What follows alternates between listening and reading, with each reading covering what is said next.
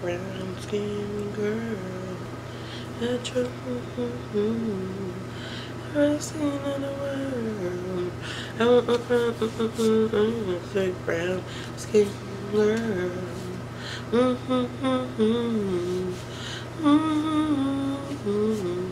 I never judge you for anything. I definitely have the Lion King soundtrack with Beyonce did. Is it Gifted? Is that the name of the album? God, goodness gracious. I'm pretty sure the name of the album is Gifted. And it's a shame I gotta sit here and look. The Gift. Wow. So anyway, I have that stuck in my head, that song. If you know what it is, let me know in the comments below. But listen to that soundtrack, y'all. It's really good. Granted, it's Beyonce's own version of a soundtrack, but I really enjoyed it. Anyway, so we are here because today I am going to be doing a quick recommendations video. I haven't done one of these in a very long time, and I'm excited to be doing a recommendations video because I read a lot of stuff that's not necessarily mainstream on BookTube, and I want to be able to share that stuff with people who are interested in reading some things that maybe not necessarily that we're all reading, that we all know about already. And I have 5 things here. They are 5 middle grade titles, so this is a little different. I know that not everybody reads middle grade on BookTube. A lot of people do have a tendency to read young adults, and then we do have a group that reads like adult stuff and SFF. But I am a huge middle grade children's reader as well because it is part of my job. So what I'm going to be doing is, in the spirit of back to school, since everybody is going to be starting school here in the States within the next month or so, I'm going to be recommending some titles that would be good for a middle grade group. Middle grade. And I wouldn't necessarily, I'm looking at my 5 titles and I was about to say maybe children's, but I'm not going to say recommend children's only because of the fact that the content in some of these may not be necessarily appropriate for children. So we have some that are historical fiction, some that are kind of SFF, and some that are just really great books. So let's go ahead and get started. The first title that I have here is Masterminds by Gordon Corman. This is actually a series that I have read every book for. I've read the entire trilogy and it was so amazing. I listened to it on audiobook, and it is a full cast production audiobook, which I think is phenomenal. So if you're into full cast productions, I definitely recommend this because it's told in several different perspectives. And it's about a group of kids who actually live in this city called Serenity. And there's something awkward about Serenity. They've never left the city, but they don't know much about leaving the city. And every time someone tries to leave the city, they get sick. So of course, someone tries to leave and then something happens, and then they figured out that Serenity is not really the place that it has claimed to be, and their parents are not necessarily who they've claimed to be. This is such a fast-paced book. There's a lot of action, a lot of character development, a lot of secret society stuff. I did not see where this book was going at any time, and I found it completely and utterly fascinating. So if you have the opportunity to ever read this trilogy, I would definitely recommend it. They're not very long, and these are the paperback versions. They're a little over 300 pages, but like I said, they're super quick reads. I do need to get the second and third book, but like I said, I've already read them. But great if you're into science fiction. I wouldn't say that there's fantasy elements, but definitely science fiction. So if you have someone in your life that's interested in middle grade science fiction, or if you're interested in middle grade science fiction, this is definitely one to pick up.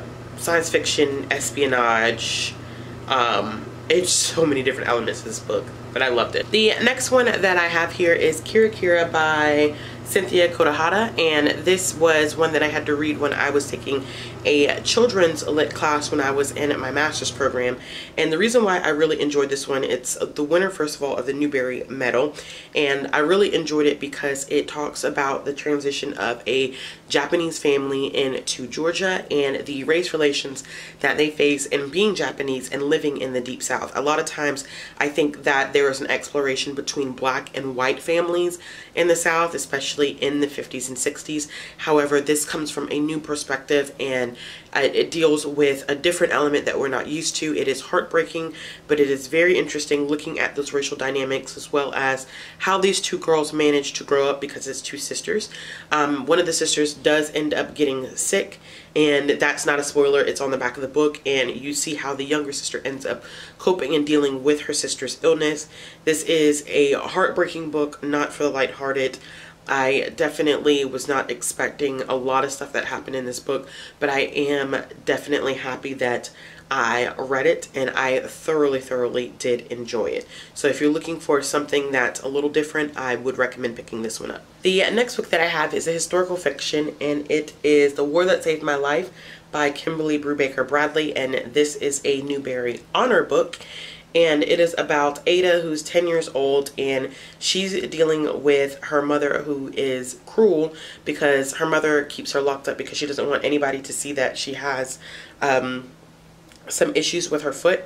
So I think, I don't know what the correct medical term is, but I know the slang that's always been used for it is a club foot. And her mother's ashamed of her, so she keeps her locked up. But during, I believe this takes place during World War I, if I'm not mistaken. I can't really remember the time period, but I'm pretty sure it's World War I and not World War II. But I could be completely wrong about that. But during the war, her brother is shipped off to go live in the countryside of England, and Ada actually sneaks out and joins her brother, and they are given to this lady by the name of Susan, and Susan is loving and caring and compassionate, and she basically unleashes a new world onto Ada and teaches her how to be confident and proud of herself, and how to love herself and not to be ashamed of herself. And Ada learns different things, like she learns how to read, she learns how to ride horses, and she just becomes a more pleasant child. Of course, you know, I wouldn't consider any child to be pleasant after they've been locked up just for something that they can't even help.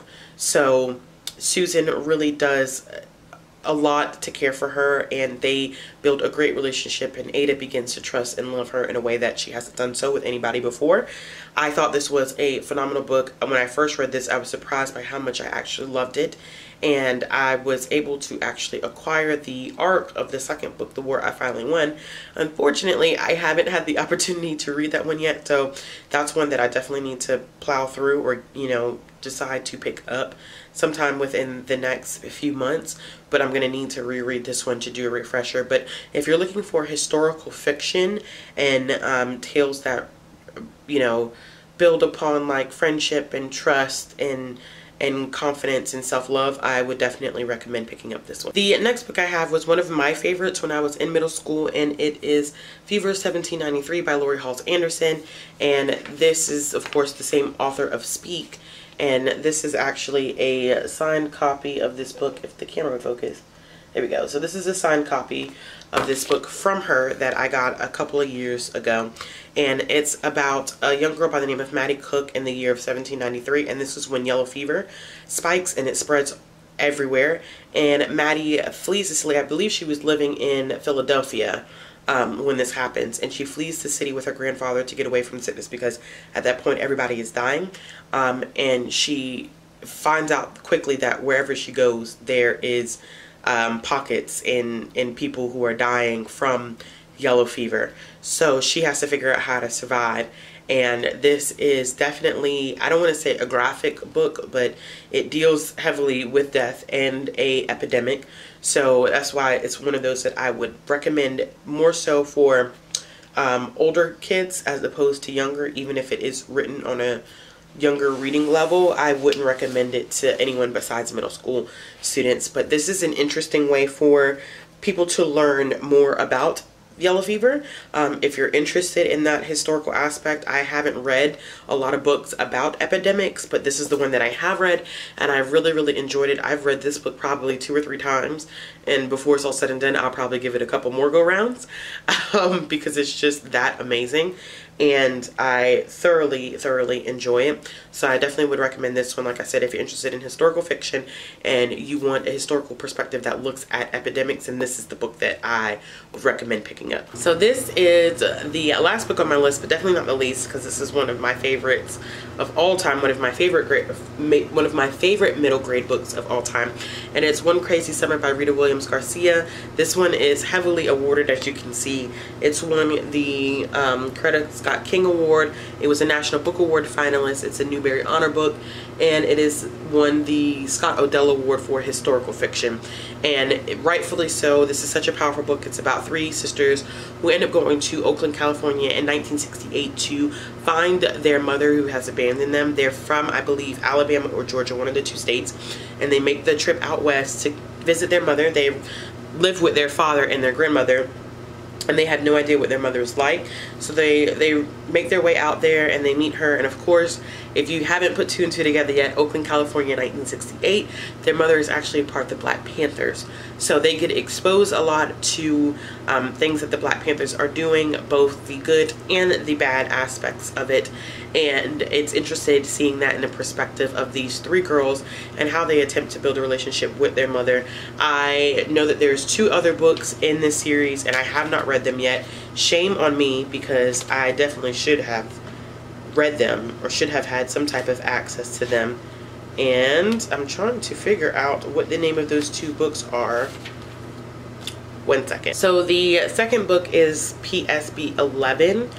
And the third book is Gone Crazy in Alabama. So it is a trilogy, and I'm hoping to eventually get the second and third book in paperback and read those two as well, because I completely enjoyed the first one. Alright y'all, so those are 5 books that I recommend, back to school middle grade books that are interesting and really fun to read, and I don't think those are titles that are heavily talked about here on BookTube. So definitely try them out. If this is something that you guys like, where I'm recommending a little bit more obscure titles and stuff that we don't traditionally see on BookTube, please let me know in the comments below. If you like this video, give it a thumbs up, and if you want to see more content from me, click the subscribe button and hit the bell for notifications. If you're interested in following me on social media, all of my links will be down in the description box. And as always, I hope you guys have a wonderful evening, and I'll be back with another video soon. Bye.